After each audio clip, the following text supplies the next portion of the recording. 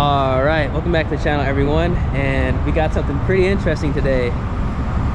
We're gonna be running a Paxton Gen 2 in the Shelby GT350, man. This is gonna be pretty interesting, I think. Paxton 2200 SL on 93, roughly around the same horsepower, stick shift as well. It's got the Ford Star drag pack. Looks clean. Paint match cowl hood. I think this is going to be a really good run. You guys know we got the Procharged Shelby GT350, roughly 700 horsepower. I need to go ahead and get myself a drag pack, but the Mickeys are holding on for dear life. Obviously, 6-speed car. So this car has a built MTA2 bend caliper stage 3, and obviously we have the Tremec 3160. So this is gonna be pretty interesting. I don't know how this is gonna go. Yesterday I did know how it was gonna go when I ran the Mach 1.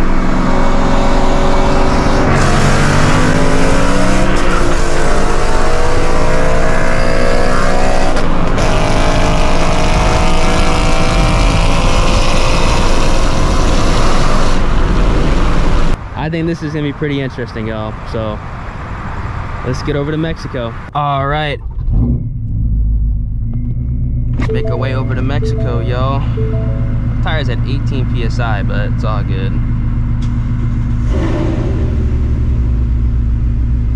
Turn off my traction control. All right, so we are headed out to Mexico. Hopefully it is dead.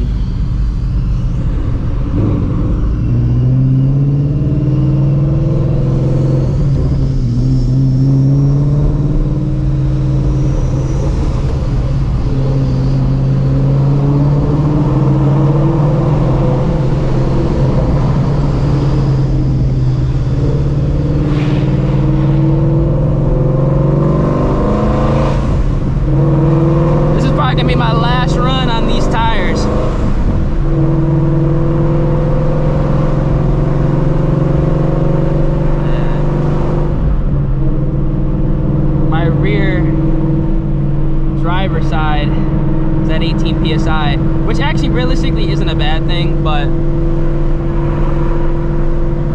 it might be on the ground this time next week, so I gotta replace them. All good. I've gotten over 10K miles on these tires. Let me know down in the comment section right now what you guys think is gonna go down. I think it's gonna be pretty even, honestly. Like I said earlier, when I ran the Mach 1, I knew I was not going to win because he has headers and E85, and that's just a recipe for a top-end machine. Even though it has 373 gears, this is definitely going to be, I think, a pure driver's race. I think it's going to be literally door-to-door up to like 140. That's what I think, which is going to be badass.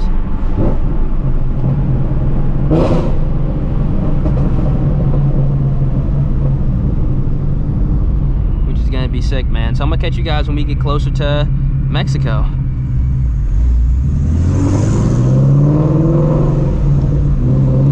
Because we gotta drive. One eternity later. All right. Hopefully it's dead.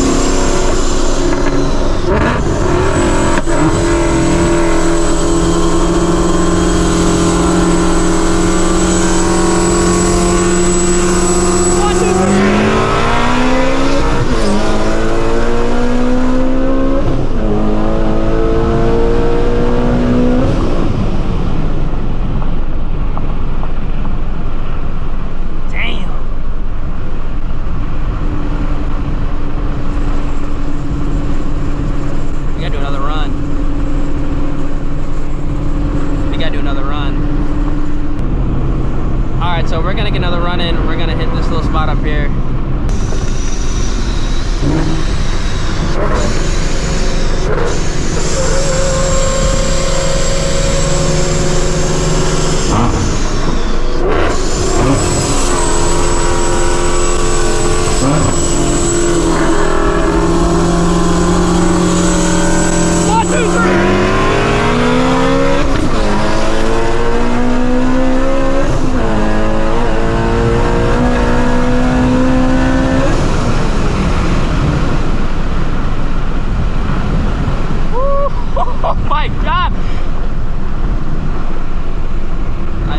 This hoe's moving now.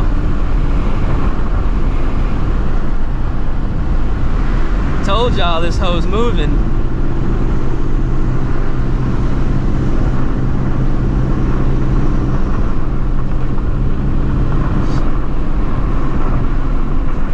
Woo!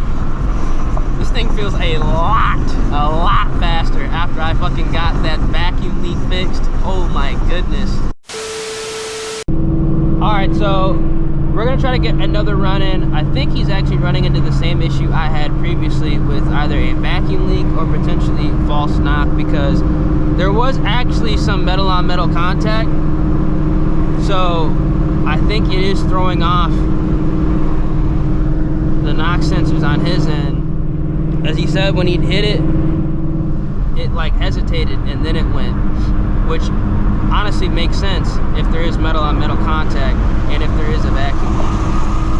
Now, when I had the vacuum leak, it was kind of inconsistent a little bit. I mean, my charge pipe flew off because it wasn't even fully on, but metal on metal contact, I know for a fact, will throw things off with a centrifugal supercharged setup. And I believe that does happen with the Paxton kits, because they are essentially a Vortec kit with just a Paxton brand head unit. At least that's what I believe. Correct me in the comment section if I'm wrong, but I believe Paxton and Vortec are essentially the same kit. Alright, we're gonna get another run in.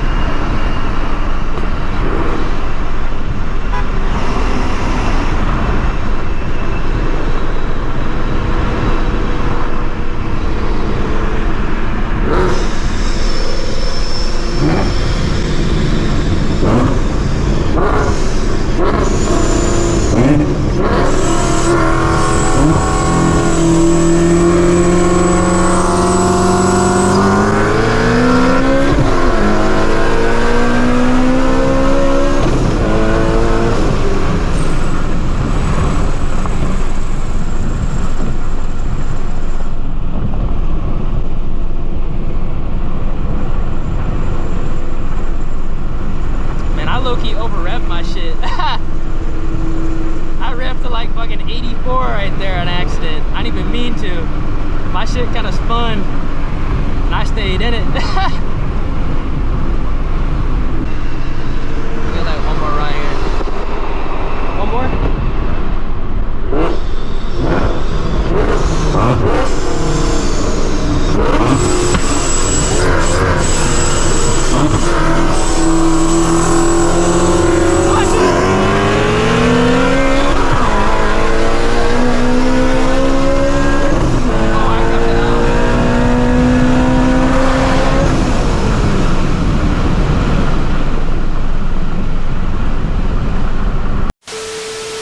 All right, y'all, so got the runs in, good runs. Man, that last 2 runs, I revved it out to 85 on accident. Didn't really want to do that, but that's exactly why you got to get the billet oil pump gears. I know some guys say they rev to 9 grand. I'm like, nah, dude, like, you're tweaking out at 9 grand. Car's not even making power at 9 grand, realistically. Like, 8,300, that's it. 8,250, realistically, where you should be revving it out to. Because, like, with boost, 8,300, and then NA, I always revved out to like 8,250. So 85, ain't doing that again. But we're gonna run this back. My boy's going on E85. Follow him on IG. I'm gonna be converting to E85 very soon. I'm gonna try to do it. Actually, shit, it is the end of the month. I'm gonna try to do it next month.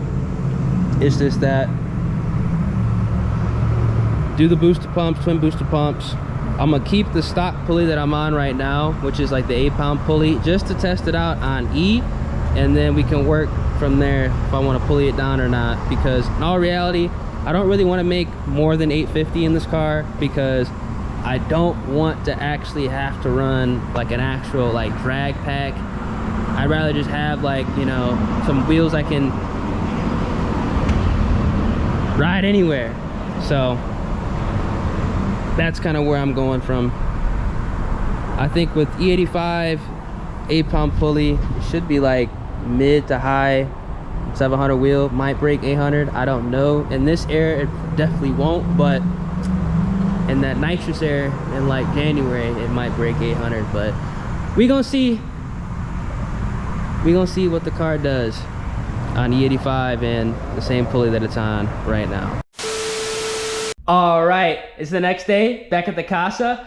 Hopefully you guys enjoyed those runs. We got multiple runs in, which I think is dope. Huge shout out to my man for pulling up. That was actually the first legitimate call out with the Shelby GT350 against another car making similar horsepower. I think that goes to show how effective the D1SC head unit is on the 5.2 liter Voodoo. There's a reason why I went with the D1SC and I did not go with the D1X or something bigger like that. The head unit has to be in efficiency range. Now, I'm only on 8 pounds of boost, but because this car is making power at 5,500 and I rev it out to 8,300, 50 over the limiter just because it is a Procharger, this head unit is making some serious steam, man.